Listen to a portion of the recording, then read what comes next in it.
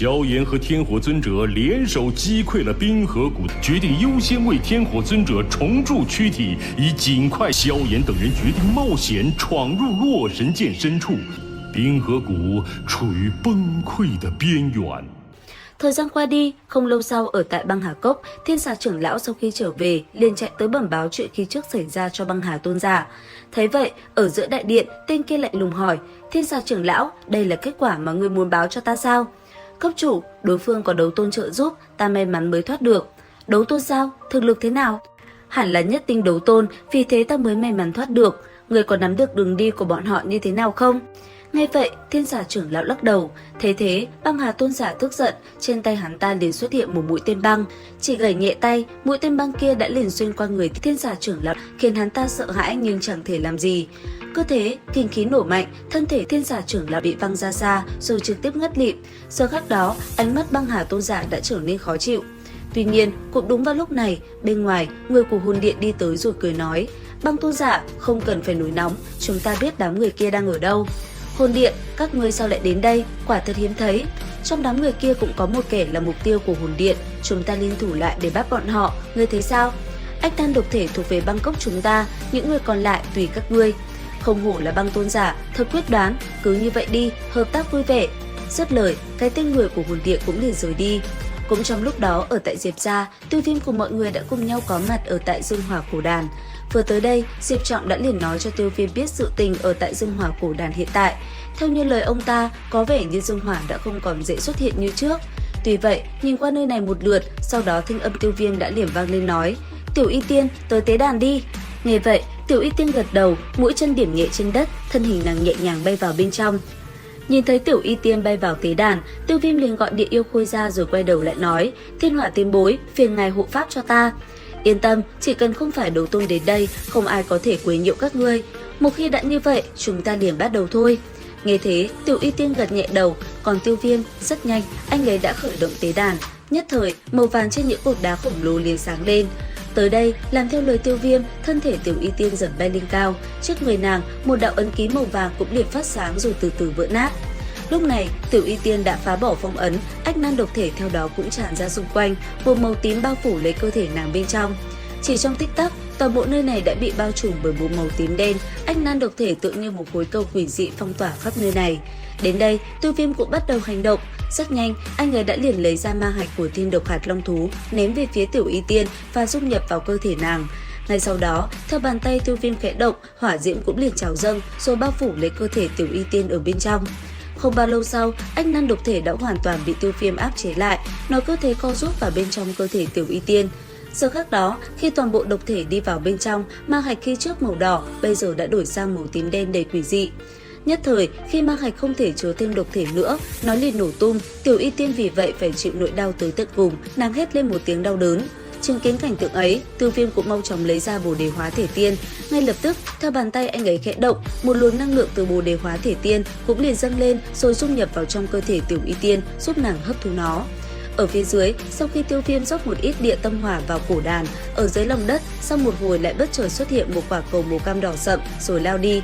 Chỉ trong tích tắc, nó đã như tia chớp vượt qua từng cái cột đá rồi cuối cùng phóng thẳng vào trung tâm cột đá kia và nằm yên lặng ở đó. Nhất thời, khi hạt châu kia được đặt vào, trên từng cột đá, màu vàng sáng chói cũng liền lóe lên rồi phóng thẳng trời cao, khiến nơi đây như sáng bừng sinh cơ, toàn bộ mọi thứ tràn ngập trong ánh sáng chói lòa. Ở phía dưới, nhìn cảnh tượng vừa phát sinh, Tiêu Viêm cũng phải cảm thấy kinh hãi. Bây giờ, anh ấy mới hiểu năng lượng dương hỏa mạnh mẽ nhường nào. Còn chính giữa trung tâm tế đàn, giờ khắc này, Tiểu Y Tiên cuối cùng cũng có thể áp chế được ách nan độc thể và triệt để hấp thu năng lượng từ nó, khiến ách nan độc thể dần biến mất, gương mặt nàng cũng trở nên mềm mại hơn rất nhiều. Nhìn nàng như vậy, Tiêu Viêm cũng thở phào. Bây giờ chỉ còn đợi Tiểu Y Tiên hấp thu toàn bộ ách nan độc khí nữa, mọi chuyện đã thành công. Nhân cơ hội này có dương hỏa, Tiêu Viêm cũng tranh thủ ngồi xuống tiến hành tu luyện một chút. Cũng trong lúc đó, ở một nơi xa, đột nhiên không gian xuất hiện những vết rách. Sau đó, thân ảnh hai vị lão nhân hiện ra. Vừa hiện lên, hai người cũng liền khom người hành lễ. Theo cử chỉ của họ, ở phía trước, không gian cũng bị xé toạc, thân ảnh của Hân Nhi cũng chậm rãi hiện ra. Ngước nhìn về phía Diệp gia, thanh âm nàng vang lên nói: Tiêu Viêm ca ca, có Huân Nhi ở đây, ai dám động đến huynh, ta liền lấy mạng kẻ đó. Tuy nhiên cũng trong lúc đó, ở tại Diệp gia, đang trong lúc Tiêu Viêm lẳng lặng ngồi yên tại chỗ tu luyện, đồng thời chờ đợi Tiểu Y Tiên thì cái lạnh đột nhiên chuyển tới. Sau đó, một thanh âm lạnh lùng trầm thấp vang lên nói: "Diệp gia, sao ách nan độc nữ ra, nếu không hôm nay Diệp gia tất diệt." Thấy thế, Diệp Trọng kinh sợ hỏi: "Ách nan độc nữ, Diệp gia ta từ lúc nào thì cất giấu ách nan độc nữ chứ?" Rất có thể là bọn người Tiêu Viêm, trong bọn họ nhất định có một người là ách nan độc nữ. Nghĩ tới đây, đám người Diệp gia trở nên sợ hãi. Thế nhưng, thanh âm Thiên Hỏa Tôn giả rất nhanh đã vang lên nói: "Đấu tôn thôi, sao lại phải sợ, cùng lắm chúng ta cùng bọn họ liều mạng." Nghe thấy thanh âm này, Tiêu Viêm chậm rãi đứng dậy nhìn đám người kia đáp: "Tới rồi sao?" Dứt lời, Tiêu Viêm liền nhìn lên trời cao thì thấy trước mắt mình xuất hiện vết rách không gian, từ trong đó một đám người của Băng Hà Cốc xuất hiện, cầm đầu là một gã đấu tôn, phía sau là đám người Thiên Xà trưởng lão. Nhìn xuống dưới, thanh âm gã đấu tôn kia vang lên nói: "Vị bằng hữu kia hẳn là người đã đánh bại Thiên Xà, không biết danh xưng là gì?" "Lão phu danh xưng Thiên Hỏa." Thì ra là Thiên Hỏa Tôn giả, lão phu là Thiên Sương Tử, đại trưởng lão Băng Hà Cốc. Chuyện hôm nay là ân oán giữa Băng Hà Cốc với ách nan độc nữ, lão phu khuyên ngươi không nên nhúng tay vào. Nghe vậy, Thiên Hỏa Tôn giả chỉ lắc đầu cười nhẹ.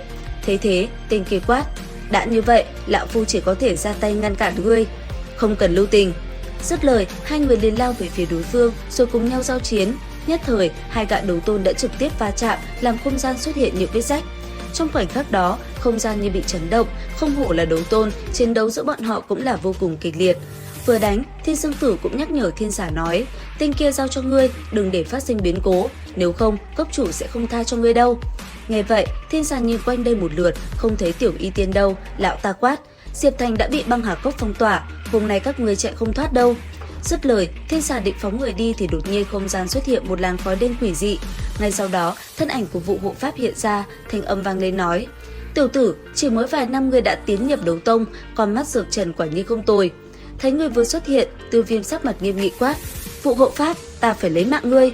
Lão phu ngay cả dược trần cũng có thể bắt về, huống chi một tên đệ tử như ngươi." Nghe vậy, Tiêu Viêm liền lấy ra địa yêu khôi đứng cạnh mình. Thấy thế, tên kia liền giao địa yêu khôi cho Thiên Xà, còn mình, hắn ta lập tức lao về phía Tiêu Viêm và công kích anh ấy. Trong tay tên kia, những sợi xích không ngừng phóng ra cùng Tiêu Viêm va chạm.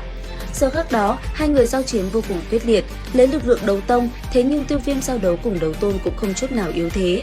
Vừa đánh, Tiêu Viêm vừa cùng Vụ Hộ Pháp võ mồm vô cùng quyết liệt, đối mặt với cái tên đã gây cho mình nỗi đau, Tiêu Viêm vô cùng tức giận. Giờ khắc đó, hai người cứ thế va chạm, cuộc chiến lúc này là vô cùng hấp dẫn. Mỗi lần va chạm, kinh khí giữa hai người lại ầm ầm bạo phát. Trong khoảnh khắc đó, người ta thậm chí còn không thể nhìn rõ, tốc độ là quá kinh người. Cứ thế, hai người mạnh mẽ lao tới. Sau một hồi, hai người đã chuyển sang người lui kẻ tiến. Giờ khắc đó, những sợi xích trên tay Vụ Hộ Pháp cũng không ngừng lao về phía Tiêu Viêm, khiến Tiêu Viêm phải dùng ra lục hợp du thân xích tiến hành đón đỡ từng sợi xích đang lao tới.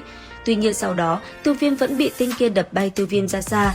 Tới đây, Vụ Hộ Pháp cười nhẹ nói: "Tiêu Viêm, người với thực lực như thế cũng dám tới Trung Châu sao?" Nghe vậy, Tiêu Viêm cười nhẹ. Ngay sau đó, bàn tay bắt đầu kết ấn. Nhất thời, theo thủ ấn kết động, một ngọn lửa màu xanh bùng phát, Thiên Hỏa Tam Huyền Biến Đệ Tam Biến cũng ngay lập tức được thi triển. Nương theo đó, trên người Tiêu Viêm từ một màu đen bỗng dưng biến đổi, chỉ trong tích tắc, màu đen biến mất, một màu trắng xuất hiện. Giờ khắc này, Tiêu Viêm đã xuất hiện với trạng thái ngầu lòi, ánh mắt sắc lạnh nhìn đối thủ quát: "Vụ Hộ Pháp, người chết đi!" Đến đây thì hết tập 113/5 đấu phá thương khung. Xin chào và hẹn gặp lại các bạn ở những video tiếp theo.